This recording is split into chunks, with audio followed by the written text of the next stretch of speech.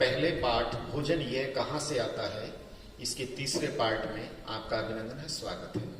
मैं उम्मीद करता हूं कि पहले दोनों पार्ट आपने देख लिए होंगे, क्योंकि इस पार्ट में हम आपकी पुस्तक में पीछे अभ्यास के दिए गए प्रश्नों के ऊपर हम चर्चा करेंगे और आपको पहले दोनों पार्ट के अंत में जो सवाल पूछे गए थे आपसे वो भी अपनी नोटबुक पे नोट करने हैं, याद करने हैं और अभ्यास के ये प्रश्न भी आपके लिए बड़े महत्वपूर्ण हैं, याद करने हैं। तो शुरुआत करते हैं। लीजिए, सबसे पहला प्रश्न है, क्या सभी जीवों को एक जैसे भोजन की आवश्यकता होती है? सोचिए, आपको इसी पाठ के दूसरे पार्ट में यह विशेष रूप से आपको याद दिलाया गया था, बताया गया था, नोट करवाया गया था। उत्तर: नहीं, सभी जीवों को उनकी शारीरिक बनावट, पाचन तंत्र का प्रकार और भोजन की उपलब्धता के अनुसार अलग अलग किस्म के भोजन की आवश्यकता होती है। जैसे बकरी घास खाती है, शेर मांस खाता है, कुत्ता दोनों प्रकार का भोजन करता है। अच्छा बच्चों, समझ गए? अब अपनी कॉपी में अपने आप नोट कर सकते हो इस प्रश्न का उत्तर। ठीक है, अब चलते हैं दूसरे प्रश्न पर। प्रश्न 2, 5 पौधों के नाम लिखिए तथा बताइए इनके कौन से भाग का उपयोग खाद्य पदार्थ के रूप में किया जाता है। यानी आपको 5 प्रकार के पौधे बताने हैं और ये बताना है कि उनका कौन सा भाग खाया जाता है। तैयार हैं आप सब? ठीक है, सोच लीजिए नाम, फिर मैं आपसे पूछता हूं और आपको बताता हूं।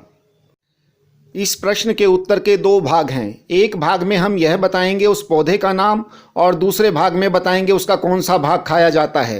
तो इस प्रकार उत्तर के 2 वर्ग बना लेंगे। तो पहले पौधे का नाम बता रहा हूं आपको, पालक। पालक का हम क्या खाते हैं? पत्ता। बहुत अच्छे। दूसरा गन्ना। गन्ने का हम क्या खाते हैं? तना। तीसरा आम। आम का हम क्या खाते हैं? फल। बहुत अच्छे। और चौथा सरसों। सरसों का हम क्या खाते हैं? पत्ते और बीज। और 5वां गाजर। गाजर की हम क्या खाते हैं? जड़। बहुत अच्छे, सभी बच्चों को ये ध्यान है, तो आप इसे अपनी कॉपी में नोट कर सकते हैं। और अब अगला प्रश्न। इसी पाठ के तीसरे प्रश्न को थोड़ा ध्यान देंगे। इसमें 2 कॉलम बने हुए हैं। पहले कॉलम में जो खाद्य पदार्थ है उसका दूसरे कॉलम में जो विशेषताएं दी गई हैं उनसे मिलान करना है। तो सभी अपनी किताब में ध्यान दे करके उसका मिलान करें। आइए, मैं आपका सहयोग करता हूं।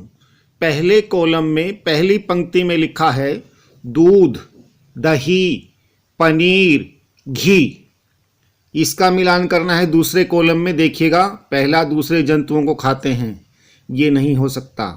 पादप एवं पादप उत्पाद खाते हैं, ये नहीं हो सकता। फिर दूध, दही, पनीर, घी सब्जियां हैं, ये भी गलत। तो इसका क्या कहाँ मिलाएंगे? सभी जंतु उत्पाद हैं, इसके साथ। बिल्कुल ठीक, दूध, दही, पनीर, घी हमें सब जंतुओं से मिलते हैं। इसका मिलान इसके साथ कर देंगे।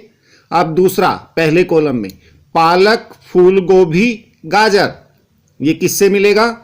ये सब क्या हैं? सब्जियां। बहुत अच्छे। दूसरे कॉलम में इसका मिलान तीसरे से कर देंगे। और पहले कॉलम में तीसरी पंक्ति शेर और बाघ, शेर एवं बाघ, ये किससे मिलेगा? बिल्कुल पहले पहले ऊपर देखिए, दूसरे जंतुओं को खाते हैं। ये क्या है? जंगली पशु, मांसाहारी। तो इसको मिलाएंगे, शेर एवं बाघ दूसरे जंतुओं को खाते हैं। और अब पहले कॉलम का अंतिम शाकाहारी। शाकाहारी का मिलान किससे होगा? वेरी गुड, बहुत अच्छे। एक ही बचा है, पादप एवं पादप उत्पाद खाते हैं। ठीक है, ओके बच्चों, अब अगले प्रश्न की ओर। चौथे प्रश्न में आपको कुछ रिक्त स्थान दिए गए हैं और यह पहले भाग और दूसरे भाग, जो पाठ के हमारे दोनों भाग थे, उनके ऊपर आधारित है। और आपको आरंभ में शब्द संकेत दिए गए हैं, उन शब्दों का सहयोग लेकर के आपको रिक्त स्थान भरने हैं। शब्द हैं शाकाहारी, पादप, दूध, गन्ना, मांसाहारी।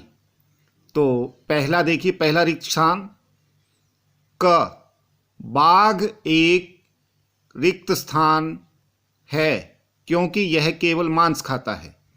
तो बाघ किस प्रकार का प्राणी है, किस प्रकार का जीव है? आरंभ के शब्द देखिए पांचों, क्या आएगा इसमें? मांसाहारी। बहुत अच्छे। तो इसमें भर देंगे, लिख देंगे हम, बाघ एक मांसाहारी है। अब ख, ख में देखिए, हिरण केवल पादप उत्पाद खाता है और इसलिए इसे केवल पेड़ पौधों के उत्पाद खाने वाले को क्या कहते हैं? शाकाहारी। बिल्कुल ठीक। तो इसमें दूसरे में क्या भरेंगे? शाकाहारी। अब तीसरे के ऊपर आएंगे, ग, तोता केवल खालिस्तान उत्पाद खाता है। तोता क्या खाता है? पादप उत्पाद। बहुत अच्छे। इसमें क्या भरेंगे? पादप। तोता केवल पादप उत्पाद खाता है।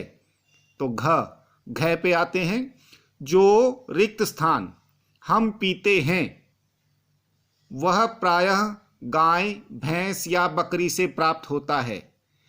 3 पशुओं का नाम इसके अंदर लिखा गया है। गाय, भैंस, बकरी से हमें पीने के लिए क्या मिलता है? दूध। बहुत अच्छे। तो इसमें लिखेंगे दूध। और 5वां, हमें चीनी रिक्त स्थान से मिलती है। चीनी हमें किससे मिलती है? गन्ने से।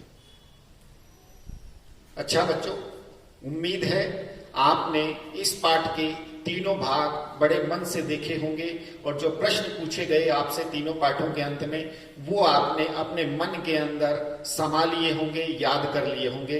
आप इनको अपनी पाठ्य पुस्तक से देख करके अपने अभ्यास पुस्तिका में नोट करेंगे और अपने कक्षा अध्यापक और कक्षा अध्यापिका को सुनाएंगे, ताकि परीक्षा में आप सभी को अच्छे अंक प्राप्त हो सकें। अच्छा, धन्यवाद। बाय।